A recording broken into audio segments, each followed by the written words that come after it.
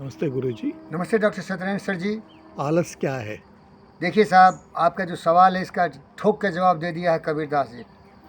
आलस होत न जगत में, सुखी रहत संसार। बोलिए, आलस आलस होत न जगत में, आलस न हो तो जगत आलस होत न जगत में, आलस होत न होत न जगत जगत में में, सुखी रहत संसार। सुखी रात संसार। आलस ने ही कर दिए आलस ने कर दिए निर्धन और बीमार, निर्धन और बीमार। निर्धन और बीमार। निर्धन और बीमार। आलसियों के भविष्य में केवल अंधकार ही अंधकार है, क्योंकि आलस राहु केतु है। उसके ज़िंदगी में कुछ भी नहीं रहेगा। आलस, जिसे अंग्रेजी में लेजीनेस बोलते हैं। आलसी आदमी बहुत ही निकम्मा होता है, घटिया होता है।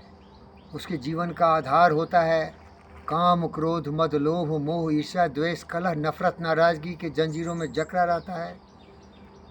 नकारात्मक जगह तो बहुत आगे रहेगा, लेकिन सकारात्मक उसके ज़िंदगी में नहीं होती। उसको फ्री का माल चाहिए।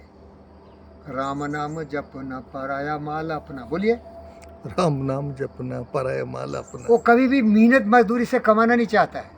वो चोर होगा, डाकू होगा, कब्जेबाज होगा, लौंडेबाज, गुंडेबाज, जितने भी नकारात्मक होंगे ना, वही होगा। उसको बिना किए दिए मिल जाना चाहिए सब कुछ। क्या समझे? बिना किए दिए हुए मिल जाना चाहिए। हिंदी में कहावत है, सच्चाई से कमाने वाला व्यक्ति बहुत पापड़ बेलता है। पापड़ बेलना पड़ता है। कोई भी सच्चाई के रास्ते पर चल के कुछ कमाता है, कुछ ज्ञान हासिल करता है, तो बड़ा ही कठोर परिश्रम से होता है। समझ रहे हैं ना? श्रमदान करना पड़ता है, मजदूरी करना पड़ता है, क्योंकि ईमानदारी से कोई बड़ा नहीं हो सकता। खून पसीने की कमाई खाने वाला व्यक्ति बहुत ही कर्मवीर होता है। देख कर बाधा विविध, बहु विघ्न घबराते नहीं। रह भरोसे भाग्य के, दुख भोग पछताते नहीं। जो निकम्मा होता है ना,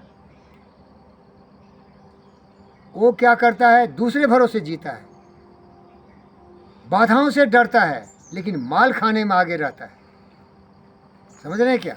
वो मेरे ही घर में ऐसे लोग हैं, किया दिया कुछ नहीं, अपने घर का भी एड्रेस मालूम नहीं है। अरे इसी को निकम्मा बोलते हैं।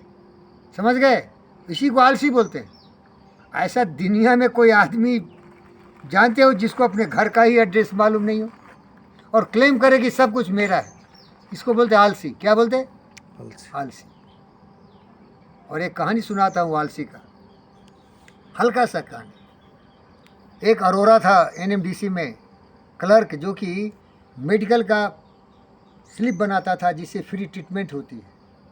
तो एक आदमी आया किसी प्रोजेक्ट से। एनएमडीसी में मैं नौकरी किया हूँ डॉक्टर सत्यनारायण, मालूम होगा आपको। तो उसमें हमारा एम्प्लॉय नंबर होता है। मेरा नंबर अभी याद है, 739 था मेरा। हमारे कंपनी का जो नंबर था 739 था। तो मैं वहाँ खड़ा था, तो उसको पूछता है, अरे भाई तुम अपना एम्प्लॉय नाम बताओ। तो बोलता है मुझे मालूम नहीं है। बोलता है बहुत अच्छा काम किया। बहुत लोग तो हो जाते हैं अपने बाप का नाम भी पता नहीं होता, और माँ को पूछते हैं मेरा बाप कौन है। ये आलसी होता है।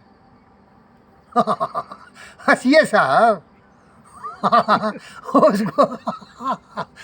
उसको अपना एम्प्लॉय कोड ही नाम मालूम नहीं है। एक बेवकूफ़ को अपने घर का नंबर ही नहीं मालूम है। एक बेवकूफ़ को अपने घर का रास्ता ही नहीं मालूम है। लेकिन होता अहंकारी।